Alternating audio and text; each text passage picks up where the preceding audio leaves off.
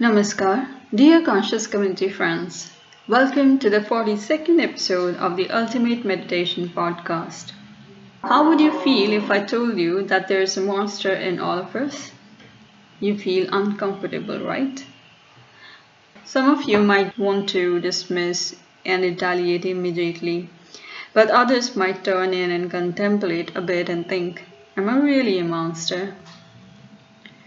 Those who are outright dismissing it have perhaps the most inner work to do, because their monster is already outshining the saint in them.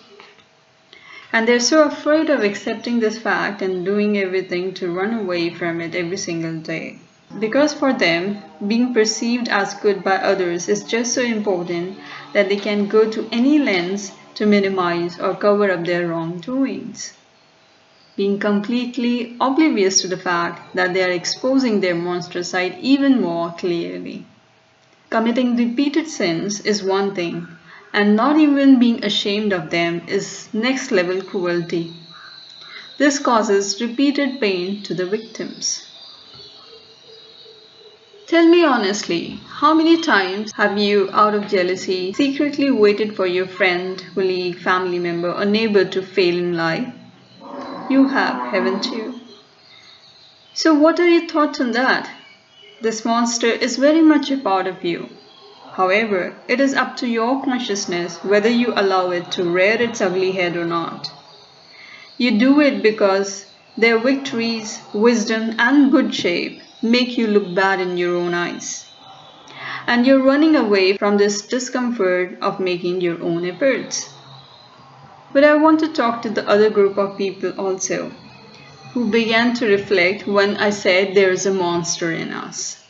These people are more open, self-conscious, considerate, and of adapting personalities. However counterintuitive this may sound, but the second category folks are more likely to act non-monstrous in life. Because they think before acting. They choose to act from consciousness rather than their monstrous ego, which lacks any capacity to endure and wants instant revenge on others. Either way of living is out of balance and unsustainable. Still, there is so much pressure to choose sides in the society. No one taught us how to live with embracing both sides of us in harmony. And moreover, there aren't many leading examples to follow in the society. From childhood, we are conditioned to think in opposites. Be practical or spiritual, strong or sensitive, emotional or intelligent, successful or peaceful. Society loves labels because labels are easier to control and understand. But life itself is not made of rigid categories. Nature never says choose one. A tree is grounded in the earth and open to the sky. Water is soft and incredibly powerful. The sun burns intensely, yet gives life gently. Existence is not either or. It is both and. And perhaps one of the greatest forms of human suffering comes from trying to cut ourselves into pieces just to fit into an identity. Many people spend years suppressing parts of themselves. Some suppress emotion to appear strong, some suppress logic to appear spiritual, some suppress ambition to appear humble, some suppress softness to appear powerful. But whatever we suppress does not disappear. It waits in the unconscious. And eventually inner conflict begins. And because deep inside, the human being is not designed for fragmentation. We are designed for integration. Real growth is not becoming one extreme. Real growth is learning how opposites can coexist consciously. You can be deeply spiritual and deeply rational. You can meditate and still build a successful business. You can be peaceful without being passive. You can be kind without losing boundaries. You can be emotional without losing intelligence. This is maturity, not choosing one dimension of yourself, but learning how to harmonize them. Many ancient traditions actually point towards wholeness, The Tao speaks about yin and yang. Shiva represents stillness and destruction simultaneously. The Bhagavad Gita teaches action with detachment. Even the breath itself reflects duality. Inhale and exhale, effort and surrender, receiving and releasing. Life moves through polarity, and suffering often begins when we become attached to one side while rejecting the other. The ego likes certainty, it wants fixed identities.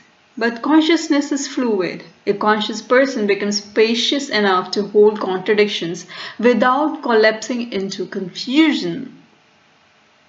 Because truth is rarely one-dimensional. Sometimes silence is more powerful than words. Sometimes resting is more productive than forcing. Sometimes softness transforms what aggression never could. Ask yourself, what part of yourself have you rejected because the world told you it didn't belong? Maybe your sensitivity, your creativity, maybe your ambition or vulnerability. What if your healing is not about becoming someone else, but becoming whole? Not perfection, wholeness. And using discernment or wisdom to know which part of you to use when, as the situation calls for. You do not need to reduce yourself into a single label. You are not a fixed identity. You are a living, evolving spectrum of consciousness. And perhaps freedom begins the moment you stop asking, which side should I choose? And start asking, how can all these parts exist in harmony? Because wholeness is not choosing one side of yourself. It is learning how every part can coexist in awareness. Thank you for listening to me so patiently. I will speak to you next time in another episode. Till then, please take good care of yourself and best wishes. Namaskar.